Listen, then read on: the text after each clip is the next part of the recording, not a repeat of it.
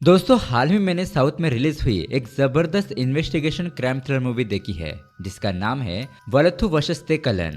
इस कहानी में लॉ की पढ़ाई करने वाली एक होनहार और हिम्मत वाली लड़की अचानक ही कहीं लापता हो जाती है। इस वजह से उसके पिता पुलिस में कंप्लेंट करते हैं और इन्वेस्टिगेशन शुरू हो जाती है। लेकिन दोस्तों अब ये केस जैसा दिखाई देता है उतना आसान नहीं है। आपने ऐसा केस पहले कभी नहीं देखा होगा जिसके क्लाइमैक्स में ऐसे राज खुलते हैं जो आपके होश उड़ा देंगे।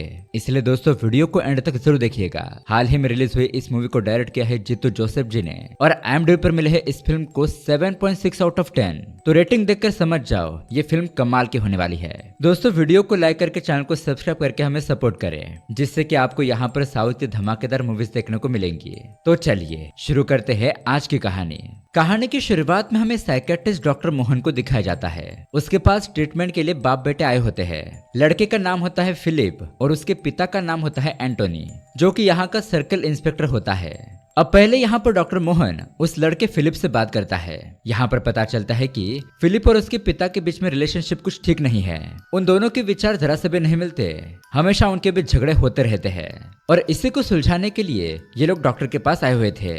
और फिलिप क्यों नाराज है, उसके साथ क्या हुआ था, ये सारी बातें वो डॉक्टर को बताता है। फिर वो बाहर जाता है, एंटोनी अंदर चला जाता है। अब पहले तो डॉक्टर उसे डांटते हुए कहते हैं कि तुमने अपने बेटे के साथ जो किया है उसकी वजह से उसके दिमाग पर गहरा असर हो चुका है। वो हादसा बहुत ही नाजुक था तो तुम्हें उसे समझदारी से सुलझाना चाहिए था। हाँ मानते हैं कि उसकी गलती थी लेकिन तुमने उसके साथ जो बर्ताव किया है वो बिल्कुल भी गलत है। अब तुम दोनों को अपने रिश्ते को अच्छा करने के लिए खुद ही कोशिश करनी होगी।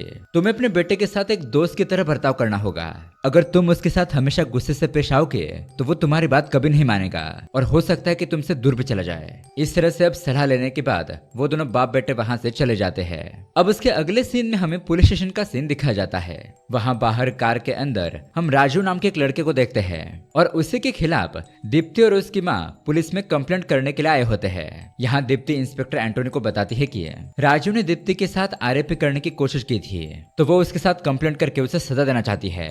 लेकिन अब यहाँ पर एंटोनी कहता है कि मुझे तो इन्वेस्टिगेशन में कुछ और ही बातें पता चली है। देखो मैंने उस राजू को बहुत मारा पीटा है, उसे अच्छे से समझा दिया है, वो तुमसे माफी मांगने के लिए भी तैयार है। तुम उसे माफ करके ये मामला यहीं पर रफा दफा कर दो, आइंदा वो तुम्हें कभी तकलीफ नहीं देगा। लेकिन दीप्ति कहती है कि नहीं सर, उसका कैरेक्टर बहुत ही खराब है, मैं उसे सजा देना चाहती हूँ। तो एंटोनी कहता है कि कॉलेज के दोस्तों से मुझे पता चला है कि तुम लोगों का 2 साल से रिलेशनशिप चल रहा था, तुम दोनों के बीच में झगड़ा हुआ और यह हादसा हुआ, तो तुम्हारे भी इसमें बराबरी की गलती है। देखो वो लोग बड़े खानदान से है, फिलहाल अगर हम उसे अरेस्ट करके जेल के अंदर डाल भी दे लेकिन बाद में अगर उसके लोगों ने तुम्हारे साथ कुछ गलत कर दिया तो इसके बारे में सोचो। इस तरह से एंटोनी उन्हें डरा धमका कर उनका केस यहीं पर मिटाकर दीप्ति और उसकी माँ को वहां से जाने के लिए कहता है। अब इंसाफ ना मिलने की वजह से दीप्ति निराश हो जाती है लेकिन उसकी माँ तो अपनी बेटी से नाराज हो गई थी। वो रिक्शा में बैठते हैं और उसकी माँ उसे कहती है कि तुम्हारे पिता के जाने के बाद मैं बहुत ज्यादा मेहनत करके पैसे इकट्ठा करके तुम्हें पढ़ा रही थी और ऐसे में तुम कॉलेज में प्यार के ये गुल खिला रही थी। लोग सही कहते हैं, एक हाथ से ताली नहीं बजती। लेकिन दीप्ति कहती है कि माँ मुझ पर विश्वास करो, कॉलेज के दोस्त झूठ बोल रहे हैं, मैं और वो लड़का राजू 2 साल से रिलेशनशिप में नहीं थे। हाँ उसने मुझे प्रपोज किया था लेकिन मैंने उसे मना कर दिया, पर फिर भी वो मेरे पीछे पड़ गया था और ऐसे में एक दिन उसने मेरे साथ जबरदस्ती करने की कोशिश की। बस इतनी ही बात है माँ, इससे ऊपर कुछ नहीं, प्लीज मेरा विश्वास करो। लेकिन इंस्पेक्टर की बात सुनकर उसकी माँ उसके ऊपर नाराज थी, वो उसके ऊपर विश्वास नहीं करती। अब ये देखकर दीप्ति को गिल्टी महसूस होता है और वो अचानक ही रिक्शा से बाहर उतरती है। तभी वहां से एक ट्रक गुजरता है और वो उसके बीच में आकर खुद की जान दे देती है। अब ये नजारा देखकर उसकी माँ फूट फूट कर रोने लगती है। उसे नहीं लगा था कि उसकी बेटी ऐसा कदम उठाएगी। अब दोस्तों उसके साथ पुलिस स्टेशन में दीप्ति की बेस्ट फ्रेंड आयरन भी थी। वो भी अपनी बेस्ट फ्रेंड दीप्ति का एक्सीडेंट देखकर दुखी हो जाती है और दीप्ति की तो ऑन द स्पॉट मौत हो गई थी। यहाँ पुलिस स्टेशन के अंदर हम एंटोनी को अपने सीनियर ऑफिसर से बात करते हुए देखते हैं। वो बताता है कि सर उस लड़की का मामला निपट गया है। उस पर सीनियर ऑफिसर कहता है ठीक है, तुम उस लड़के वालों से 5 लाख रुपए ले लो ये केस सेटल करने के लिए। खैर अब रात को हम देखते हैं एंटोनी और उसका बेटा होटल में खाना खाने के लिए जाते हैं, लेकिन तभी वहाँ पर आयरन आकर इंस्पेक्टर एंटोनी पर भड़क जाती है। कहती है कि तुम्हारी वजह से मेरी बेस्ट फ्रेंड दीप्ति की मौत हो गई। तुम लोग इंसाफ देने के बजाय पैसे खाकर बेईमानी करते हो। तुम तो समाज के रक्षक नहीं भक्षक हो, और रिश्वत से जो पैसे मिलते हैं उससे ऐसे बड़े बड़े होटल में खाना खाते हो। लेकिन देख लेना, तुम कभी भी खुश नहीं रह पाओगे और मैं तुम्हें नहीं छोड़ूंगी। ऐसी धमकी देकर वो वहाँ से चली जाती है। अब दोस्तों ये सब कुछ देखकर उसका बेटा फिलिप अपने पिता पर गुस्सा होकर वहाँ से चला जाता है। अब उसके बाद दोस्तों हमें 1 साल बाद का सीन दिखाया जाता है। यहाँ एक एरिया में बस के अंदर हम सैम नाम के आदमी को देखते हैं। वो बस से अपनी दुकान में पहुंचता है। उसकी कंप्यूटर सर्विस की शॉप होती है और वो एक बहुत बड़ा हैकर होता है। फिलहाल वो यहाँ पर सॉफ्टवेयर हार्डवेयर का काम करता है। तभी हम देखते हैं कि वहाँ एक मैकेनिक आता है, क्योंकि दरअसल दोस्तों सैम ने अपनी कार रिपेयर करने के लिए दी थी। दरअसल उसकी बेटी आज शहर से आने वाली थी। अब थोड़ी देर के बाद हम आयरन को देखते हैं और ये सैम की ही बेटी होती है। उसके माता पिता उससे मिलकर खुश हो जाते हैं, उसे घर ले जाते हैं। दरअसल दोस्तों आयरन शहर में जाकर लॉ की पढ़ाई कर रही थी और वो छुट्टियों पर यहाँ पर आई थी। वो यहाँ अपने माता पिता के साथ बहुत ही एंजॉय करती है। ये लोग सैम का बर्थडे मनाते हैं।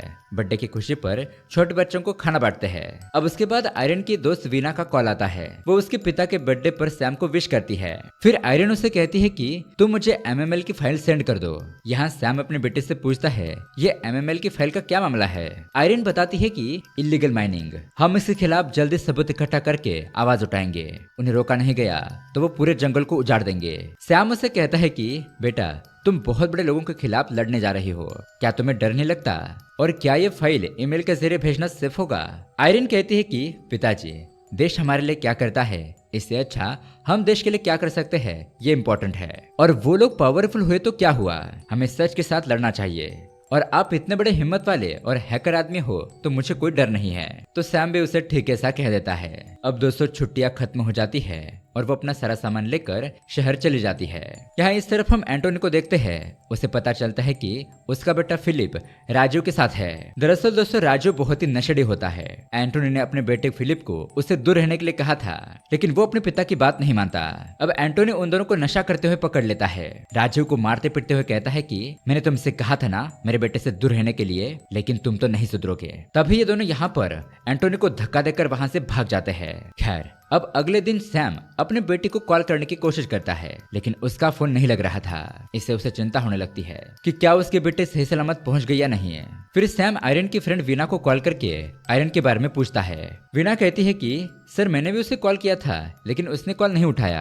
रुकिए मैं उसके फ्लैट पर जाकर देख कर आती हूँ, फिर आपको कॉल करके बताऊंगी। अब वीना आयरन के फ्लैट पर जाती है, घंटी बजाती है लेकिन कोई भी दरवाजा ओपन नहीं करता। वीना वहाँ गमले के अंदर चाबी रखी होती है, उससे दरवाजा खोलती है तो पता चलता है कि आयरन तो यहाँ पर नहीं है। अब वीना यही सारी बात सैम को बता देती है तो सैम जल्दी से शहर में आता है और वो और वीना पुलिस स्टेशन पहुंचते हैं आयरन की मिसिंग की कंप्लेंट लिखवाने के लिए। और यहाँ पर और कोई नहीं इंस्पेक्टर एंटोनी होता है। सैम उसे कहता है कि सर मेरी बेटी कल रात से कहीं मिसिंग है, कल वो अपने गांव से शहर आने के लिए निकली थी। अब यहाँ इंस्पेक्टर एंटोनी पूछता है कि क्या आप लोगों के कोई दुश्मन है या फिर आपको किसी के ऊपर शक है। सैम कहता है कि ऐसा तो कुछ नहीं है, लेकिन अब तभी उसे एक बात याद आती है।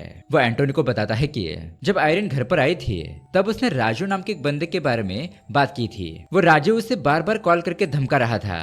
मैंने पूछा कि वो बंदा कौन है तो आयरन ने कहा कि 1 साल पहले उसकी बेस्ट फ्रेंड दीप्ति एक एक्सीडेंट में मारी गई। वो उसकी खास फ्रेंड थी और उसी लड़के राजू ने दीप्ति के साथ आरोपी करने की कोशिश की थी, जिस वजह से वो एक्सीडेंट में मारी गई। इसलिए अभी भी मैं दीप्ति के लिए लड़ रही हूँ और वो राजू मुझे चुप रहने के लिए ये केस बंद करने के लिए धमकी दे रहा है। मेरी बेटी ने मुझसे कहा था कि एटलीस्ट मरे हुए लोगों को तो इंसाफ मिलना चाहिए। अब इंस्पेक्टर एंटोनी यहाँ पर राजू का नाम सुनकर बहुत ही शॉक हो जाता है। वो अपने सीनियर कांस्टेबल जॉनी से कहता है कि तुम इनकी कंप्लेंट लिख कर ले लो, हम देखते हैं आगे क्या किया जा सकता है। लेकिन दोस्तों यहाँ पर एंटोनी को देखकर ऐसा लग रहा था कि वो कुछ छुपा रहा है। अब उसके बाद सैम देवन नाम के एक इंस्पेक्टर के पास जाता है। कुछ दिन पहले इसी देवन ने आयरन को कॉल किया था। ये पता चलने पर ही सैम उसके पास आया था और अब यहाँ पर देवन उससे शॉकिंग बात बताता है कि तुम्हारी बेटी उसी इंस्पेक्टर एंटोनी के खिलाफ लड़ रही है। नेक्स्ट वीक दीप्ति के केस की सुनवाई थी और आयरन कोर्ट में जाकर अपना बयान देने वाली थी।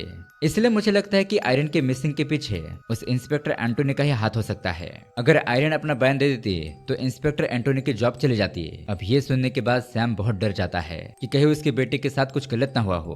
अब उसके बाद हम देखते हैं सारे न्यूज चैनल पर इसी आयरन की न्यूज चलने लगती है।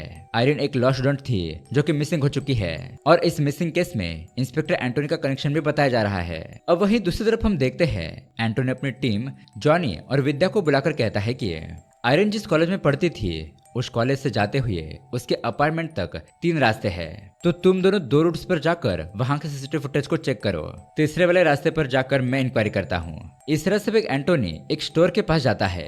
उस रोड के साइड में जो दुकान थी वहां का सीसीटीवी कैमरा उसने देख लिया था, तो उस स्टोर के अंदर जाकर वो सीसीटीवी फुटेज चेक करता है। दरअसल दोस्तों शहर पहुंचने के बाद 9 साढ़े 9 के बीच में आयरन अपने पिता सैम के साथ फोन पर बात कर रही थी। वो अपने कार में बैठी हुई थी, तभी अचानक वहां पर इंस्पेक्टर एंटोनी आता है। दरअसल वो वहां से गुजर रहा था और उसने पी रखी थी।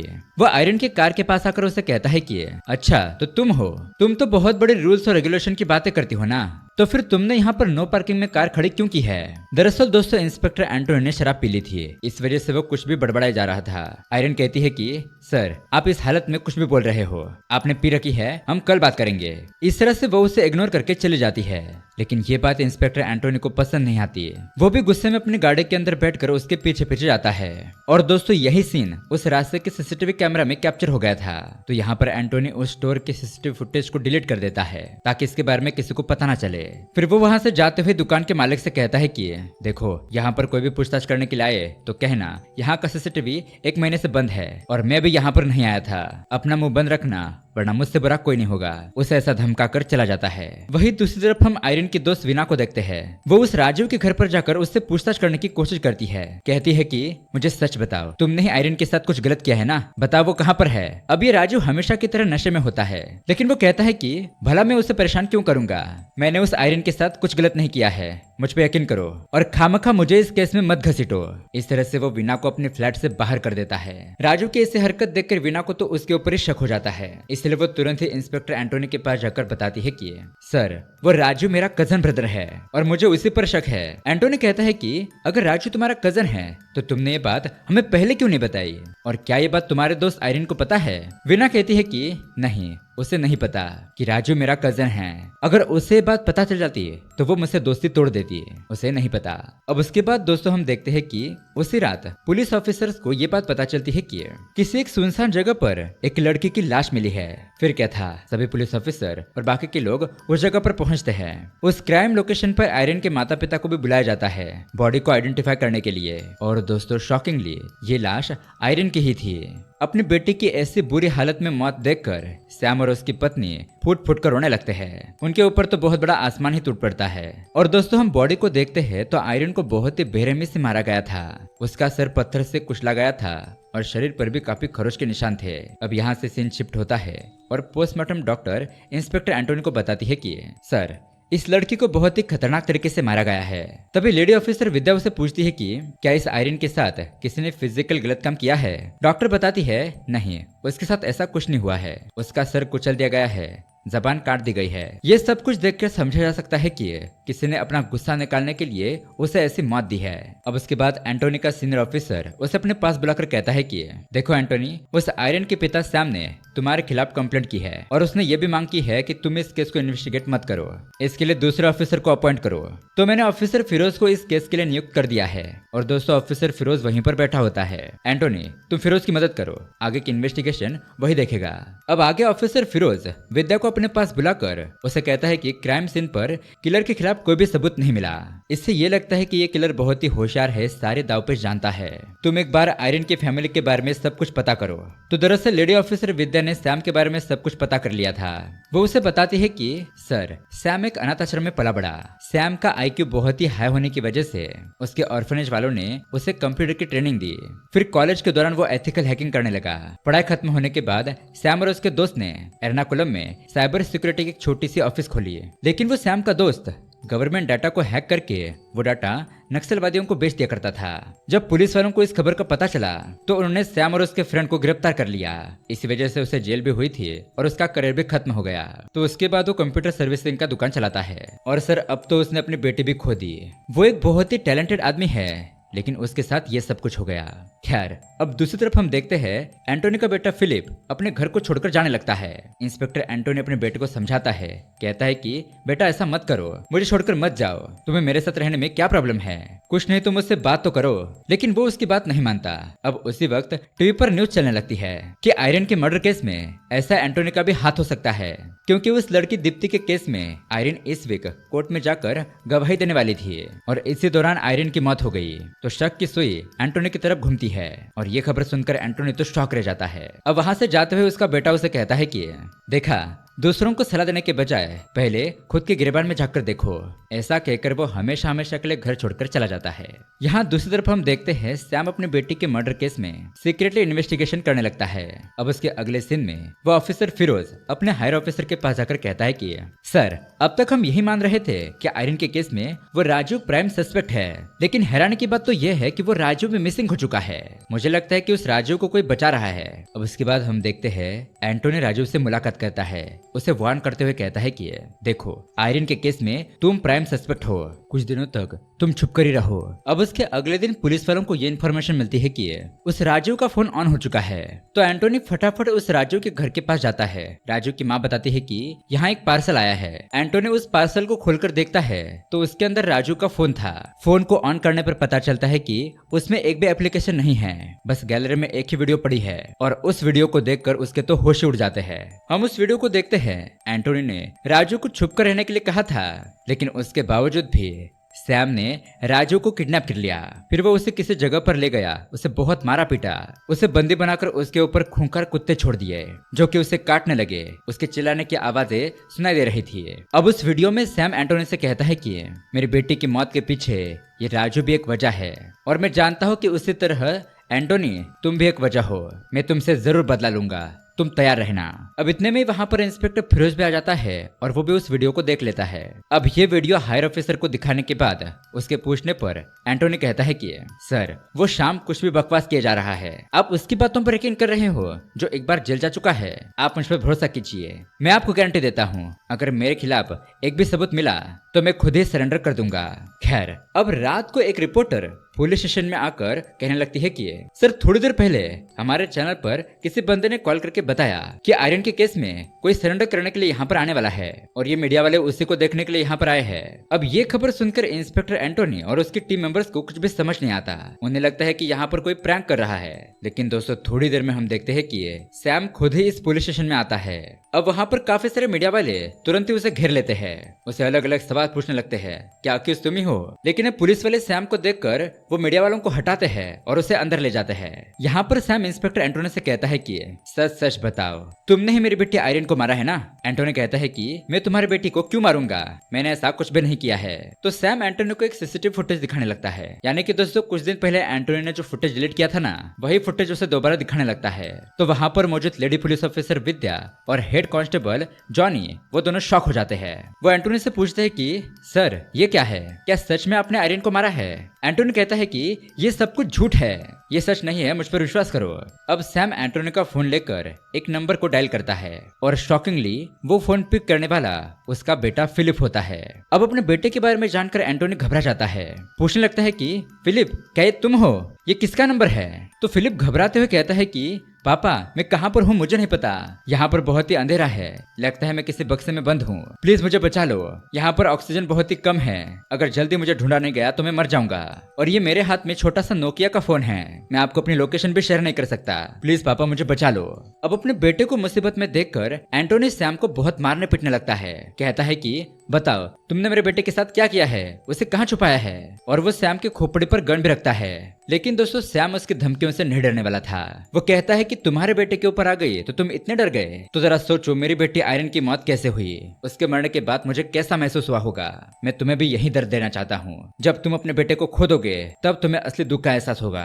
फिर सैम अपने जेब से एक पॉइजन की बोतल बाहर निकालता है, वो एंटोनी को देते हुए कहता है कि अब मैं ज्यादा से ज्यादा 5 से 10 मिनट तक जिंदा रहूंगा, तो इसी दरमियान तुमने जो किया है वो कबूल कर लो, ऐसा करने से तुम्हारा बेटा बच जाएगा। लेकिन फिर भी एंटोनी कहता है कि मैं सच बोल रहा हूँ, मैंने तुम्हारे बेटे आयरन को नहीं मारा है। प्लीज बताओ मेरा बेटा कहाँ पर है। अगर तुम्हें लगता है मैं गुनहगार हूँ तो तुम मुझे सजा दो, मेरे बेटे को छोड़ दो। सैम कहता है कि मैं तुम्हें एक क्लू देता हूँ, मैंने तुम्हारे बेटे को बक्से के अंदर दफना कर 15 मिनट में यहाँ पुलिस स्टेशन में पहुंचा हूँ और उसी तरह से आज फादर्स डे है, हैप्पी फादर्स डे। ऐसा कहकर सैम वहीं पर बेहोश हो जाता है या फिर मर जाता है। अब एंटोनी अपनी टीम को बुलाकर कहता है कि इस सैम को मीडिया से बचते हुए हॉस्पिटल ले जाओ, तो वो लोग उसे वहां से ले जाते हैं। फिर वो बाकी के कांस्टेबल को बुलाकर कहता है कि हमारे स्टेशन से 15 मिनट की दूरी पर जो भी एरिया है वहां पर जाकर चेकिंग करो, हर रास्ते की सीसीटीवी फुटेज को चेक करो कि ये सैम किस रास्ते से गुजरा था, उसी से हमें मेरे बेटे के बारे में पता चलेगा। अब उसके थोड़ी देर बाद हम देखते हैं टीवी न्यूज पर यह फुटेज प्ले होने लगता है कि एक दिन एंटोनी आयरिन को फॉलो कर रहा था, तो उस रात कहीं सच में एंटोनी ने ही आयरिन को फॉलो करके मार तो नहीं दिया ताकि वो कोर्ट में जाकर अपना बयान ना दे पाए। अब ये न्यूज सुनकर एंटोनी तो और भी परेशान हो जाता है। एंटोनी विद्या से कहता है कि तुम फटाफट से सैम के बारे में सारी डिटेल्स निकालो। अब थोड़ी देर के बाद विद्या उसे सारी डिटेल्स बताती है, जिससे एंटोनी को ये बात पता चलती है कि सैम तो साइबर सिक्योरिटी में गोल्ड मेडलिस्ट था। विद्या कहती है कि सर वो तो बहुत ही टैलेंटेड बंदा था। अब सैम ने जो नंबर फिलिप को दिया था वो फोन नंबर किसी अहमद मुस्तफा के नाम पर रजिस्टर था। ये लोग उस नंबर को जितना भी ट्रेस करवाते हैं लेकिन वो बाउंस करने लगता है, उन्हें असली लोकेशन पता ही नहीं चलता, क्योंकि कभी लोकेशन कोलकाता दिखाता है तो कभी श्रीलंका। ऐसा क्यों हो रहा था ये साइबर सिक्योरिटी वाले भी समझ नहीं पा रहे थे। अब एंटोनी दोबारा खुद ही फिलिप को कॉल करता है, वो उससे बात करने की कोशिश करता है लेकिन फिलिप का कॉल कट हो जाता है, यानी कि वो फोन स्विच ऑफ हो गया था। अब एंटोनी अपनी टीम से कहता है कि तुम लोग तुरंत ही उस अहमद मुस्तफा के बारे में पता करो। अब थोड़ी देर के बाद दूसरे पुलिस स्टेशन से एंटोनी को कॉल आता है, सर आपने उस अहमद मुस्तफा के बारे में कुछ डिटेल्स पूछी थी ना, कुछ साल पहले उसके ऊपर एक केस था एक माइनर लड़की के साथ आरोपी करने का, इसलिए उसे सजा हुई थी। बाद में उसे रिलीज कर दिया गया लेकिन उसने आत्महत्या कर ली। अब ये बात सुनते ही एंटोनी हैरान हो जाता है। अब उसी वक्त उसे अपना फ्लैशबैक याद आता है। दरअसल कुछ साल पहले एंटोनी अलवा पुलिस स्टेशन के पास ही काम करता था। उस वक्त जिन लोगों ने उस लड़की के साथ अत्याचार करने की कोशिश की थी, तो असली अपराधी को बचाने के चक्कर में एंटोनी ने एक इनोसेंट बंदे यानी कि अहमद मुस्तफा को गिरफ्तार कर लिया। उसे पुलिस स्टेशन में लाकर बहुत मारा पीटा और जुर्म कबूल करने के लिए कहा। अब यहाँ पर एंटोनी सोचता है कि ये सब कुछ सैम को कैसे पता, ये तो उसके काले राज बाहर निकाल रहा है। अब थोड़ी देर के बाद उसी पुलिस स्टेशन से वो पुलिस वाला एंटोनी को कॉल करके कहता है, सर मैं इस मुस्तफा के केस को चेक कर रहा था तो मुझे कुछ और भी बातें पता चली। दरअसल वो मुस्तफा इनोसेंट था। उस टाइम पर एमएलए इंदिरा के बेटे सूरज ने उस लड़की के साथ गलत किया था और उस लड़की की लाश तालाब में मिली थी। एंटोनी कहता है कि हाँ ये सब कुछ मुझे पता है, मैंने ऑलरेडी वहां पर काम किया था। इस तरह से वो फोन रखने ही वाला होता है, तभी वो पुलिस वाला उसे कहता है कि सर एक मिनट, यहाँ पर एक और बात है। फिलहाल वो एक्स एमएलए इंदिरा कहीं मिसिंग है। आज सुबह जब वो इंदिरा किसी काम की वजह से बाहर गई थी तो किसी ने उसे किडनैप कर लिया। थोड़ी देर के बाद इंदिरा के घर वालों को मैसेज आया कि इंदिरा को किडनैप किया है और उसको बिलबोर्ड होटल के रूम नंबर 403 में रखा है और शॉकिंगली ये मैसेज आपके ही नंबर से आया था। अब ये बात सुनते ही एंटोनी की हालत खराब हो जाती है। वो सोचने लगता है मेरे नंबर से मैसेज कैसे आ सकता है। अब थोड़ी देर बाद में एंटोनी के टीम मेंबर्स उसे कॉल करके कहते हैं कि सर हमने सारे रास्ते के सीसीटीवी फुटेज चेक कर लिए, लेकिन शॉकिंग बात यह है कि हर रास्ते पर वो सैम की गाड़ी नजर आ रही है। एंटोनी पूछने लगता है कि ऐसे कैसे पॉसिबल हो सकता है, एक ही जगह पर एक ही गाड़ी अलग अलग जगहों पर कैसे मौजूद हो सकती है। अब दरअसल दोस्तों उस सैम के लिए ये सब कुछ हैकिंग चुटकियों का खेल होता है। अब उसी वक्त टीवी न्यूज पर वो एक्स एमएलए इंदिरा नजर आती है। वो एक रूम में बंद होती है और वो इंदिरा कहती है कि किसी ने मुझे किडनैप करके यहाँ लिबर्टी होटल के रूम नंबर 403 में रखा है और वो यहाँ पर अपना गुनाह कबूल करती है कि कुछ साल पहले जब वो एमएलए थी तब उसने अपने पावर का गलत इस्तेमाल किया। उसके बेटे सूरज ने एक लड़की के साथ गलत काम किया था और अपने बेटे को बचाने के लिए उसने पुलिस को रिश्वत देकर ये मामला दबाने के लिए कहा और उस वक्त पुलिस वालों ने मुस्तफा नाम के एक बंदे को अरेस्ट करके उसे सजा दिलवाई। लेकिन उस लड़की के साथ अत्याचार करने वाला उस इंदिरा का बेटा था और उस वक्त इंस्पेक्टर एंटोनी ने हमारी मदद की थी। सीन फ्लैशबैक में जाता है और हम एमएलए से रिश्वत लेते हुए एंटोनी को देखते हैं।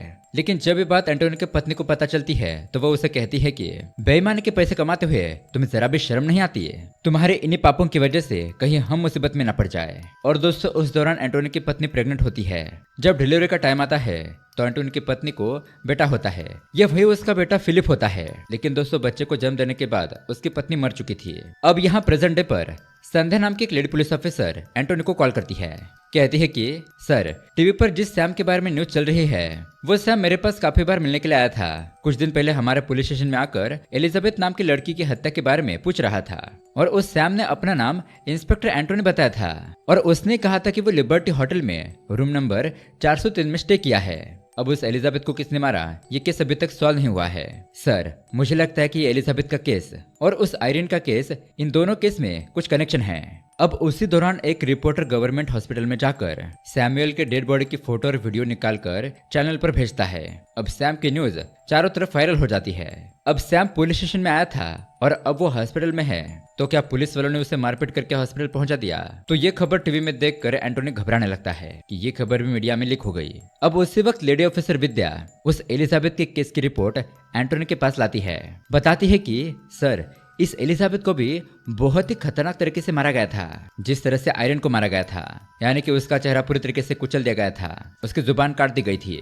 ऐसा लग रहा था कि उन दोनों को एक ही बंदे ने मारा है। इस तरह से वो इमैनुअल का फोन नंबर एंटोनी को देती है। एंटोनी ऑब्जर्व करता है कि इमैनुअल के फोन नंबर के लास्ट डिजिट 403 है, यानी कि उस होटल का रूम नंबर जहां एक्स एमएलए इंदिरा को किडनैप करके रखा गया था। अब एंटोनी उस एलिजाबेथ के बारे में जानने के लिए उसके भाई इमैनुअल को कॉल करता है, लेकिन वो आदमी एंटोनी से ढंग से बात नहीं करता, तुरंत ही फोन काट देता है। एंटोनी जब दोबारा से इमैनुअल को कॉल करता है तो वो नंबर दूसरे नंबर पर फॉरवर्ड होता है और शॉकिंगली ये कॉल टेरेसा उठाती है, सैम की पत्नी, आयरन की माँ। टेरेसा कहती है कि सैम ने मुझे पहले ही बता दिया था, तुम्हारा भी आईक्यू बहुत हाई है, तुम भी बहुत होशियार हो, तुम लास्ट में इस क्लू तक पहुंच जाओगे। आगे वो कहती है कि एंटोनी, जब से तुमने पुलिस की सर्विस ज्वाइन की है, तुमने एक भी काम ईमानदारी से नहीं किया।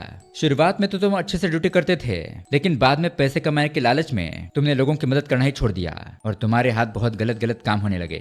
मेरा पति सैम एलिजाबेथ के केस को इन्वेस्टिगेट करने के लिए एक स्कूल गया था। अब उस स्कूल का नाम सुनते ही एंटोनी घबरा जाता है। अब यहाँ से सीन फ्लैशबैक में जाता है। कुछ दिन पहले सैम उस स्कूल में जाकर किसी के बारे में पूछता है। वो सिस्टर उस लड़के के बारे में बताती है। जब वो लड़का छोटा था तो बहुत ज्यादा शरारत करता था, लड़कियों के साथ छेड़खानी करता था। एक दिन तो उसने हद ही कर दी, अचानक एक छोटी बच्ची की स्कर्ट उतार दी, जिस वजह से उस लड़की को सभी स्टूडेंट के सामने शर्मिंदगी महसूस करनी पड़ी।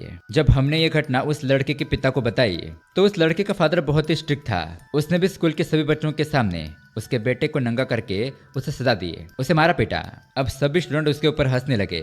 अब ऐसे सजा मिलने की वजह से उस बच्चे के दिमाग पर असर हुआ। और दोस्तों, शॉकिंगली वो बाप और बेटा और कोई नहीं है बल्कि एंटोनी और फिलिप होते हैं। इसलिए उन दोनों की नहीं बनती थी और उनके हमेशा झगड़े होते थे। यहाँ टेरेसा उसे कहती है कि उस घटना के बाद तुम्हारा बेटा साइको बन गया। अब यहाँ एंटोनी को कुछ भी समझ नहीं आ रहा था कि टेरेसा क्या बात कर रही है। अब यहाँ से फिर से सीन फ्लैशबैक में जाता है। दरअसल उस दिन एंटोनी उस होटल में जाकर फिलिप और राजू को बहुत मारा पीटा था, क्योंकि वो दोनों वहां पर नशे कर रहे थे। तो वो दोनों वहां पर उसे धक्का देकर भाग गए थे। जब एंटोनी उस जगह से बाहर निकला तो वहां पर कार में उसे आयरन बैठी हुई दिखाई दी, जो फोन पर बात कर रही थी। और ये वही रात का सीन था जो सीसीटीवी फुटेज उसने डिलीट किया था। जब आयरन वहां से अपनी गाड़ी लेकर निकली तो एंटोनी भी उसका पीछा करने लगा। अब उसी जगह पर फिलिप और राजू छुपे हुए थे। एंटोनी जाने के बाद फिलिप और राजू भी वहां से निकल गए। अब इत्तेफाक से जिस रास्ते से आयरन गाड़ी लेकर जा रही थी उसी रास्ते से फिलिप और राजू जा रहे थे।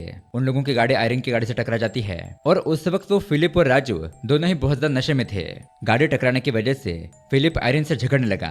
वो कहता है कि तुमने ही उस दिन होटल में आकर मेरे और मेरे पापा की बेइज्जती की थी, मेरे पापा को उंगली दिखाई थी। ऐसा कहकर वो उसके सर पर बार बार वार करता है और उसकी जुबान भी काट देता है। तो दोस्तों, अब आपको समझ में आया कि आयरन की हत्या इस फिलिप ने की थी। यहाँ पर ये राज खुलता है। अब प्रेजेंट में टेरेसा एंटोनी से कहती है कि अब तुमको समझ में आया शहर में लड़कियों की हत्याएं कैसे हो रही है। तुम्हारा बेटा साइको बन गया है और उसे जिस पर भी गुस्सा आता है वो उसे बेरहमी से मार देता है। यहाँ एंटोनी ने उस नंबर को ट्रैक करके वो टेरेसा के घर पर अपने लोगों को भेज देता है। लेकिन जब तक ये लोग दरवाजा ओपन करते हैं टेरेसा ने जहर पी लिया था और वो मर जाती है। यानी कि यहाँ पर भी इंस्पेक्टर एंटोनी को पता नहीं चलता कि उसके बेटे फिलिप को किस बक्से के अंदर दफना कर रखा गया है। तभी यहाँ पर पुलिस स्टेशन में विद्या एंटोनी से कहती है कि सर, हमने सभी जगह पर तलाशी ले लिए लेकिन आपके घर पर नहीं ढूंढा। तो एंटोनी तुरंत ही अपनी टीम के साथ अपने घर पर पहुंचता है। वहां पर उसे छोटा सा गड्ढा नजर आता है। वो अपने लोगों को खुदाई करने के लिए कहता है, लेकिन दोस्तों उस गड्ढे में भी फिलिप मौजूद नहीं होता। दरअसल उसका दोस्त राजू होता है ऑक्सीजन मास्क के साथ। यानी कि सैम ने उस राजू को अब तक मारा नहीं था। अब एंटोनी सोचने लगता है कि सैम ने मेरे बेटे फिलिप को कहाँ छुपाया होगा। वो बहुत सोचता है। सभी बातों का कैलकुलेशन लगाता है। उसे कोड मिलता है और वो जगह पास ही वाली कब्रिस्तान की थी। वो समझ जाता है कि उसी कब्रिस्तान के अंदर उसका बेटा फिलिप होगा। वो तुरंत ही दौड़कर वहां पर पहुंचता है। यहाँ पुलिस की टीम भी एंटोनी के पीछे भागने लगती है। लेकिन दोस्तों अब यहाँ कब्रिस्तान पर पहुंचकर एंटोनी को अपने सभी पाप याद आते हैं जो भी उसने गलत काम किए थे, और वो ये भी समझ जाता है कि अगर उसके साइको बेटे को यहाँ से बाहर निकाला तो वो अपना आपा खोकर फिर से किसी को मारना शुरू कर देगा, जिससे कि किसी मासूम की जान चली जाएगी। इसीलिए फिलिप को किस जगह पर दफनाया गया है ये पता चलने के बावजूद भी वो उसे बाहर नहीं निकालता और फूट फूट कर रोने लगता है। अब कहानी के एंडिंग में हम देखते हैं कि एंटोनी अपने सीनियर पुलिस ऑफिसर के पास जाता है, अपने सारे गुनाह कबूल करता है और वो अपना रेजिग्नेशन देकर नौकरी छोड़ देता है। अब शायद उसे उसके किए की सजा मिलने वाली थी। और दोस्तों इसी के साथ ये कहानी यहीं पर एंड हो जाती है। तो दोस्तों ये दिमाग घुमाने वाली कहानी आपको कैसी लगी हमें कमेंट करके जरूर बताइएगा। साथ ही ऐसे ही अमेजिंग मूवी देखने के लिए हमारे चैनल को सब्सक्राइब जरूर कीजिए। मिलते हैं अगली वीडियो में। Keep watching.